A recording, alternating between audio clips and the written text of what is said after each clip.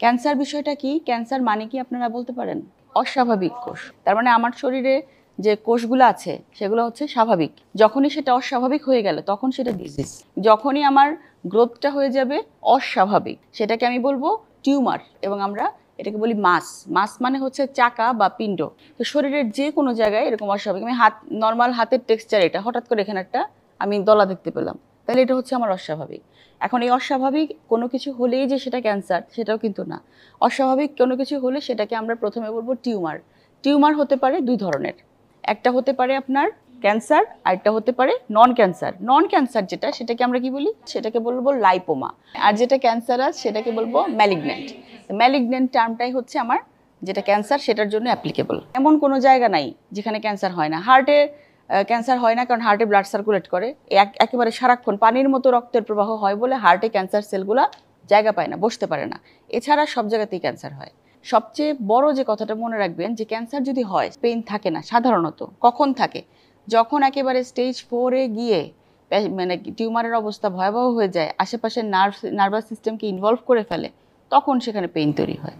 এখন শরীরে কি কি ক্যান্সার হয় আমরা একটু গ্রসলি যদি ধারণা করি, আপনাদের মানে বলতে পারবেন যে ধরেন পুরুষদের মধ্যে কোন ক্যান্সারটা সবচেয়ে বেশি হয়? প্রোস্টেট ক্যান্সার হচ্ছে পুরুষদের ক্যান্সার, লাং ক্যান্সারটা বেশি হয়। লাং ক্যান্সারটা কিন্তু এখনও 1 নাম্বার আমাদের দেশে। পুরুষদের ক্ষেত্রে লাং ক্যান্সার 1 নাম্বার। এবং আরও কমন ক্যান্সার কিন্তু হচ্ছে খাদ্যনালীর ক্যান্সার, আলাদা করে বলবো না। লাং ক্যান্সার একটা বড় অংশ, তারপর হচ্ছে খাদ্যনালীর ক্যান্সার। খাদ্যনালীর এটা জানেন না আপনারা অ্যানাটমিটা? হ্যাঁ, আমাদের জিআই ট্র্যাক্টের প্রথমে শুরু হচ্ছে কোত্থেকে? ইসোফেগাস, তারপরে আমাদের পাকস্থলী বা স্টোমাক, তাই না? স্টোমাকের পরে আমাদের চলে যায় কি? ডিউডেনাম, ইন্টেস্টাইন, জেজুনাম, আইলিয়াম, তারপর হচ্ছে লার্জ গাট যেটা কোলন, এটা বড় এক যে মানে লাস্টের যে অংশ কোলন, এবং লাস্টে হচ্ছে রেকটাম। রেকটাম আছে না? আচ্ছা, তাহলে যে 6টা পার্ট, এই 6টা পার্টেই কিন্তু ক্যান্সার হতে পারে। এবং এখন যে ক্যান্সারের যে কারণ যদি আমরা বলি, একটা অনেক বড় কারণ হচ্ছে স্মোকিং, জানি। তো স্মোকিং যদি কারণ হয় তাহলে লাং ক্যান্সার সরাসরি যেটা হয়, যেটার কারণ। আচ্ছা, আরেকটা হচ্ছে যে খাদ্যনালীর ক্যান্সার কেন হচ্ছে? আমরা তো আসলে ভালো খাচ্ছি না, তাই না? আমাদের খাবার দাবার, আমাদের লাইফস্টাইল, আমাদের যে জীবন আচরণ যেটাকে বলে, সেটা কিন্তু আমরা আসলে যেটা উচিত সেটা করি না। এটা আমি আপনাদেরকে বলতেছি না, আমিও কিন্তু ওভাবে পারি না বা করি না। কারণ আমাদের খাবারে ভেজাল, আমাদের যেটা কিনবেন সেটাতে ভেজাল, যেটা জমিতে উৎপন্ন হচ্ছে সেখানে ইনসেকটিসাইড ইউজ করা হচ্ছে। আপনি একেবারে গোড়া থেকে শুরু করে একটু একটু একটু করে আমরা কিন্তু পয়জনাস ইনটেক করছি। হ্যাঁ, তো যে জিনিসটা খাওয়া দরকার সেটা আমরা খাই না। আমাদের প্রচুর পরিমাণ শাকসবজি খাওয়া দরকার, মানে খাদ্যনালীর যত্নের জন্য, সেটা কি আমরা খাই? তারপর আমরা হচ্ছে যে ধরেন যে কোক, পেপসি, কফি, চা, এই জিনিসগুলো কিন্তু আমাদের নিত্যদিনের সঙ্গী। আমরা জানি, খুব ভালো মতো জানি, এগুলো আমাদের ওই সেলকে ইরিটেট করে। হ্যাঁ, এখান থেকে কিন্তু আমাদের অ্যাবনর্মাল সেল তৈরি হয় এই যে ইরিটেশন থেকে। তারপরেও কিন্তু এগুলো আমাদের নিত্যদিনের সঙ্গী। এই কারণে কিন্তু আপনাদের খাদ্যনালীর ক্যান্সারটা কিন্তু অনেক বেড়ে যাচ্ছে এখন। আমরা বলি হচ্ছে স্মোকিং কজেস ক্যান্সার, মানে স্মোকিং করলে ক্যান্সার হবার সম্ভাবনা থেকে যায়। যারাই স্মোক করবে সবার কি ক্যান্সার হবে? না। কিন্তু স্মোকিংটা করে কি, আমাদের ফুসফুসের যে সেলগুলা, সেই সেলগুলাকে কন্টিনিউয়াস বিরক্ত করতে থাকে, ইরিটেট করতে থাকে, যার কারণে সেল ডিভিশন প্রসেসের মধ্যে একটা অ্যাবনর্মাল সেল তৈরি হয়ে যায়। হ্যাঁ, আপনি যে কোনো প্রসেসে একটা কাজ করতেছেন, স্মুথলি করতে পারছেন না, তার মাঝখান থেকে ইন্টারাপশন হচ্ছে, খালি ভেঙে যাচ্ছে একটা কিছু আপনি তৈরি করতেছেন, তো ভাঙা জায়গাটা কিন্তু একটু অ্যাবনর্মাল হয়ে যায়। তো এইটাই হচ্ছে স্মোকিংয়ের সমস্যা।